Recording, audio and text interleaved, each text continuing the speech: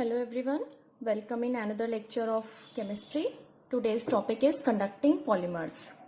As we know, most of the polymeric materials are a poor conductor of electricity. Then how can we convert them into conducting polymers? So there are certain conditions by which we can convert a non-conducting polymer into a conducting polymer or into a conductor. So first point I am mentioning here that polymers are poor conductors. तो अगर polymers poor conductors हैं तो इनके अंदर conduction property कैसे develop होगी? So there are certain conditions of conducting polymers और we can say there are certain conditions which make a polymer conductor. Conditions of conducting polymers. So first condition is a polymer should contain or having conjugation. क्या मतलब हुआ conjugation का? यानी there should be alternate, single, multiple bonds.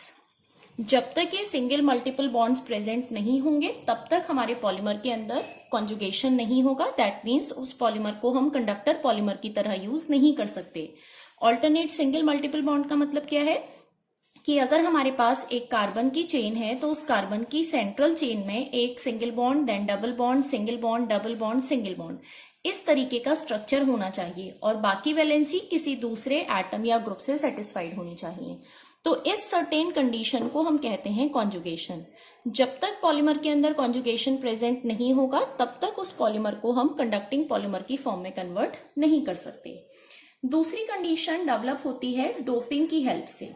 यानी अगर हम polymer के अंदर किसी दूसरे मटेरियल की डोपिंग करा दें, उसकी बॉन्ड फॉर्मेशन किसी दूसरे ऐसे मटेरियल से करा दें जिसके अंदर कंडक्शन प्रॉपर्टी हो, तब उस पॉलीमर के अंदर कंडक्शन प्रॉपर्टी को डेवलप किया जा सकता है और उस पॉलीमर को हम कंडक्टिंग पॉलीमर्स की कैटेगरी में प्लेस कर सकते हैं.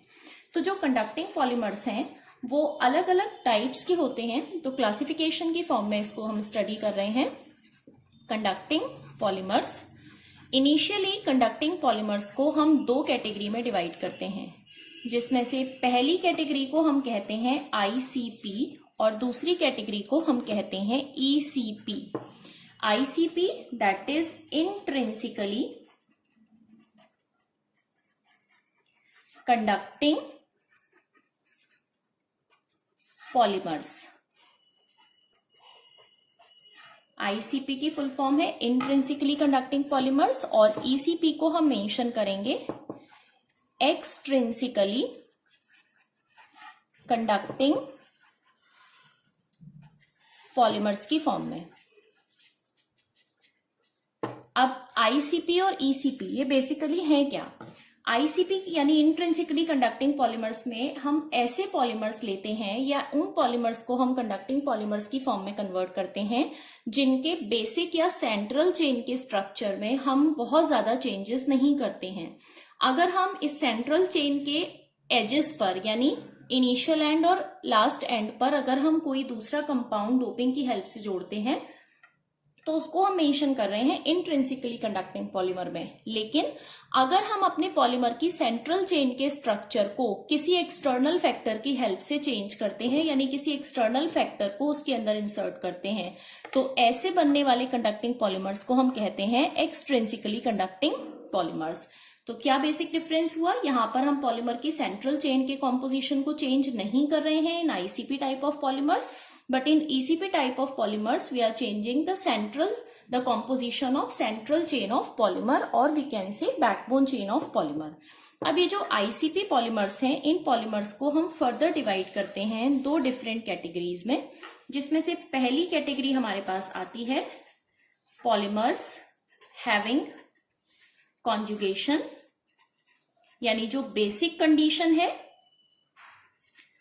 और इन पॉलीमर्स को हम और क्या कहते हैं? और we can say conjugated polymers. जो सेकेंड कैटेगरी हमारे पास आती है ये सेकेंड कैटेगरी है doped conducting polymers. Doped conducting polymers.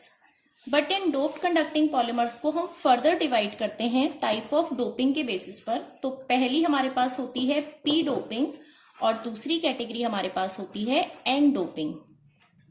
तो ये ICP टाइप ऑफ पॉलीमर्स का क्लासिफिकेशन हुआ। पॉलीमर्स हैविंग कॉन्जुगेशन और we can say conjugated polymers, polymers having doping और doped conducting polymers which are of two types, P doping and N doping. अब ये जो ECP category यानी एक्सट्रिंसिकली conducting polymers है, इसमें बहुत सारी वेराइटी के पॉलीमर्स होते हैं। But the main part of extrinsically conducting polymers, first is blended conducting polymers, second is coordinate conducting polymers, and next category is conductive element filled polymers। तो इन तीनों में क्या डिफरेंस हुआ? ब्लेंडेड कंडक्टिंग पॉलीमर में हम अपने एक पॉलीमर को जिसकी अंदर कंडक्शन प्रॉपर्टी डेवलप करनी है किसी दूसरे सब्सटेंस जिसमें कंडक्शन प्रॉपर्टी है उसके साथ एज अ ब्लेंड यूज करते हैं। कोऑर्डिनेट कंडक्टिंग पॉलीमर में जो हमारी सेंट्रल चेन ऑफ पॉलीमर है, उस सेंट्रल चेन ऑफ पॉलीमर के बीच बीच में हम कोऑर्डिनेट कंपाउंड्स को इंसर्ट करते हैं। जो थर्ड कैटेगरी है उसमें कंडक्टिव एलिमेंट फिल्ड पॉलीमर, तो हम इंसर्शन किसका करेंगे? सेंट्रल चेन ऑफ पॉलीमर के अंदर कंडक्टिव एलिमेंट्स को इंसर्ट करेंगे, जिसकी वजह से वो हमारे बेसिक पॉलीमर मॉलिक्यूल की कंडक्शन प्रॉपर्टी को एनहेंस करने का काम करेगी।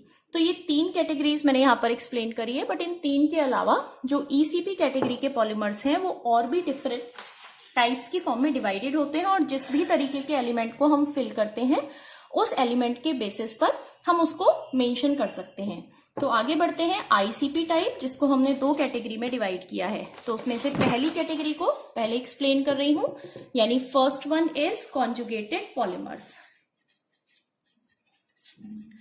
ये जो कॉन्जुगेटेड पॉलीमर्स होंगे इनके लिए कॉन्जुगेशन की कंडीशन होनी कंपलसरी है। तो इन कॉन्जुगेटेड पॉलीमर्स के लिए सबसे पहली कंडीशन कॉन्जुगेशन, यानी कॉन्जुगेशन की फॉर्म में alternate single multiple bond present होंगे। और अगर alternate single multiple bond present है तो ये पॉलीमर क्या पजेस करेंगे? Pi electron. जहां कहीं पर भी डबल या ट्रिपल बॉन्ड प्रेजेंट होगा वहां पर इन पॉलीमर्स में पाई इलेक्ट्रॉन प्रेजेंट होगा। तो पहली चीज जो इनके पास होती है, these polymers possess pi electrons. अगर इनके पास पाई इलेक्ट्रॉन्स हैं और सेकेंड कंडीशन के अकॉर्डिंग इन पॉलीमर्स को हमने प्लेस्ड किया इलेक्ट्रिक फील्ड के अंदर, तो इलेक्ट्रिक फील्ड में प्लेस करते ही इनके जो पाई इलेक्ट्रॉन्स हैं वो पाई इलेक्ट्रॉन एक्साइटेड स्टेट में कन्वर्ट हो जाते हैं। दैट मीन्स हम ये कह सकते हैं कि कॉन्जुगेटेड पॉलीमर्स के अंदर कंडक्शन प्रॉपर्टी डेवलप करने के लिए ये दो कंडीशंस नेसेसरी कंडीशंस हैं। पहली कंडीशन पाई इलेक्ट्रॉन का होना, क्योंकि इनका स्ट्रक्चर कॉन्जुगेटेड है, दैट मीन्स इनके अंदर पाई इलेक्ट्रॉन होगा। बट जब तक इन पॉलीमर्स को हम इलेक्ट्रिक फील्ड के अंदर प्लेस नहीं करेंगे तब तक इन पॉलीमर्स के अंदर कंडक्शन प्रॉपर्टी डेवलप नहीं होगी, यानी ये एज अ कंडक्टर बिहेव नहीं करेंगे। तो इन पॉलीमर्स को एक नेसेसरी कंडीशन के अकॉर्डिंग हम कहाँ प्लेस करते हैं? इलेक्ट्रिक फील्ड में प्लेस करते हैं। जैसे ही इन पॉलीमर्स को इलेक्ट्रिक फील्ड में प्लेस किया जाता है, जो पाई इलेक्ट्रॉन्स हैं वो पाई इलेक्ट्रॉन एक्साइटेड स्टेट में कन्वर्ट हो जाते हैं।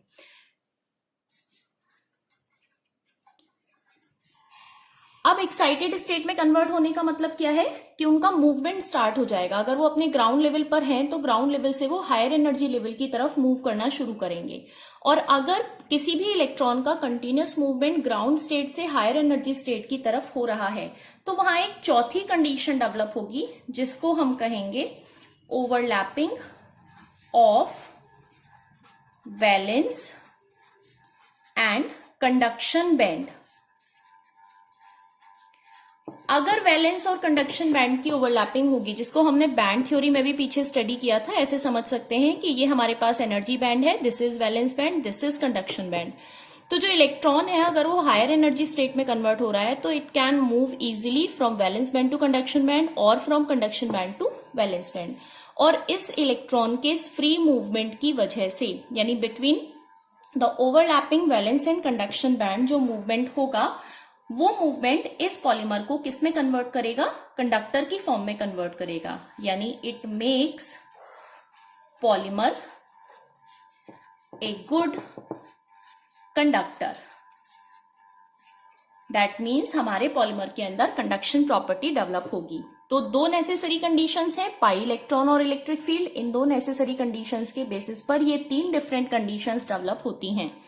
इसके कुछ एग्जांपल्स देख लेते हैं। जो कॉन्जुगेटेड पॉलीमर्स हैं, इस कैटेगरी में आते हैं हमारे पास पॉलीएसिटाइलिन्स। पॉलीएसिटाइलिन का स्ट्रक्चर, कार्बन और हाइड्रोजन आपस में अटैच्ड है ऑल्टरनेट सिंगल डबल बॉन्ड से, यानी एक कार्बन छोड़ के दूसरे कार्बन पर ऑल्टरनेट पोजीशन पर डबल बॉन्ड प्रेजेंट होगा। This is polyacetylene. ऐसे ही एक और एग्जांपल कंसीडर कर सकते हैं, polyphenylene. Phenyl ring, alternate position पर सिंगल डबल बॉन्ड प्रेजेंट होंगे और इस तरीके के स्ट्रक्चर को हम कहेंगे पॉलीफिनाइलिन। ऐसे ही पॉलीथायोफीन हो सकता है, पॉलीपायरॉल हो सकता है। ये सारे कॉन्जुगेटेड पॉलीमर्स के ही एग्जाम्पल हैं। इसके बाद सेकेंड कैटेगरी हम ले रहे हैं डोप्ड कंडक्टिंग पॉलीमर्स। जो डोपिंग है उसको हमने दो कैटेगरी में डिवाइड किया था पीछे क्लासिफिकेशन में, अगर आप लोगों को याद हो, P doping and N doping. तो ये जो डोप्ड कंडक्टिंग पॉलीमर्स होते हैं, डोप्ड कंडक्टिंग पॉलीमर्स को हम दो कैटेगरी की फॉर्म में ही पढ़ेंगे। डोपिंग का मतलब क्या होता है कि अपना जो बेसिक स्ट्रक्चर है उस बेसिक स्ट्रक्चर के अंदर कोई इम्प्योरिटी को इंसर्ट कराना, जिस इम्प्योरिटी को हम यहाँ पर लुईस एसिड और लुईस बेस की फॉर्म में लेकर चलेंगे। तो पहली टर्म हमारे पास है पी डोपिंग, और दोनों को साथ साथ एक्सप्लेन करने के लिए ताकि आप दोनों के कंपैरिजन को समझ पाए, दूसरी term is an doping. First is P doping and second is an doping. जो पी डोपिंग है, इस पी डोपिंग में हम कराते हैं पॉलीमर का ऑक्सीडेशन, जबकि जो एन डोपिंग है इसमें हम कराते हैं पॉलीमर का रिडक्शन। जो पी डोपिंग है उसमें ऑक्सीडेशन के लिए हम यूज करते हैं लुईस एसिड। जो एन डोपिंग है उसमें हम यूज करते हैं लुईस बेस, यानी यहां पर ऑक्सीडेशन विद लुईस एसिड, यहां पर रिडक्शन विद लुईस बेस।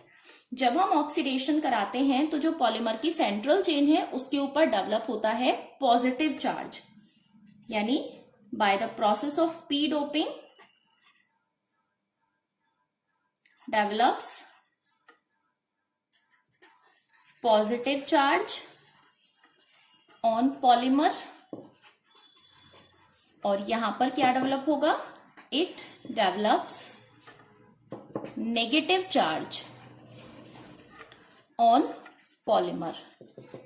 यानी जैसे ही ऑक्सीडेशन या रिडक्शन का प्रोसेस होगा, जो पॉलीमेरिक चेन है उस पॉलीमेरिक चेन के ऊपर कुछ चार्जेस डेवलप होंगे। कैसे डेवलप होंगे, सपोज हमने पॉलीमर को रिप्रेजेंट किया है P से और इस पॉलीमर की रिएक्शन हम करा रहे हैं लुईस एसिड के साथ। तो ये पॉलीमर जब एसिड के साथ बॉन्ड फॉर्मेशन करेगा तो इस P के ऊपर डेवलप होगा पॉजिटिव चार्ज और इस एसिड के ऊपर डेवलप होगा नेगेटिव चार्ज। लेकिन अगर हम इसी पॉलीमर की रिएक्शन करा रहे हैं लुईस बेस के साथ में, तो जो P यानी पॉलीमर है उसके ऊपर डेवलप होगा नेगेटिव चार्ज और इसके साथ जो अटैच्ड बेस है उसके ऊपर डेवलप होगा पॉजिटिव चार्ज। तो इस पॉजिटिव या इस नेगेटिव चार्ज की वजह से जो पॉलीमेरिक चेन है उस पूरी चेन के ऊपर इलेक्ट्रॉन डेंसिटी चेंज होती है, जिस इलेक्ट्रॉन डेंसिटी के चेंज होने की वजह से जो ट्रांसफर ऑफ इलेक्ट्रॉन है वो और ज्यादा फ्रीक्वेंटली होता है। दैट मीन्स अगर हम कोई भी कॉन्जुगेटेड पॉलीमर लेकर उस पॉलीमर की डोपिंग करा दें तो इस डोपिंग के प्रोसेस को हम कहेंगे कि this process is used for increasing the conduction property of conjugated polymer, और we can say ICP type of polymer. तो अगर हमें पॉलीमर की कंडक्शन प्रॉपर्टी को इंक्रीज करना है तब हम डोपिंग प्रोसेस यूज करते हैं। अगर एक पर्टिकुलर एग्जाम्पल की बात करें तो हम एक रिएक्शन ले लेते हैं C2H2, दिस इज पॉलीएसिटाइलिन।